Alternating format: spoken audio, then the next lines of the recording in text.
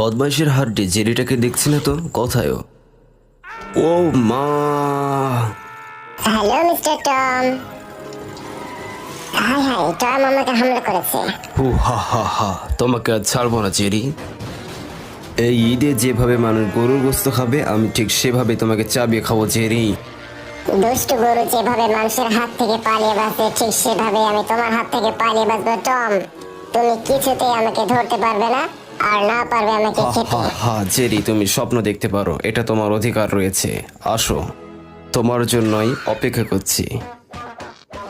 এই কে রে আমার চাঁদি উড়াইয়া দিলি? আমাকে প্রতিশোধ নিতেই হবে। বাপ যেমন বাপকে ছাড়ে না, আমি তোমাকে ছাড়বো না দুষ্ট বিড়াল।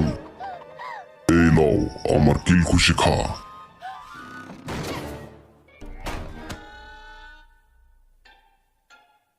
হায় হায়, হিরো আলম যেমন গান গাওয়া ছাড়লো না, পাপ তেমনই হবে তো আমাকেও ছাড়লো না। ও হা হা হা, কে তোমাকে বাঁচাবে আজ জেরি? আজ তোমাকে আমি খাবই। হো হা হা। আরে মা! জেরি যে প্রান্তে থাকুক না কেন, ওকে আমি খুঁজে বের করে কড়মড় করে চাবিয়ে খাবো। তার আগে তুই আমার হাত থেকে বেঁচে নে। ও মা, এটা কি দেখলাম? ভূত। জেরি আপকো নাহি ছোড়েঙ্গে।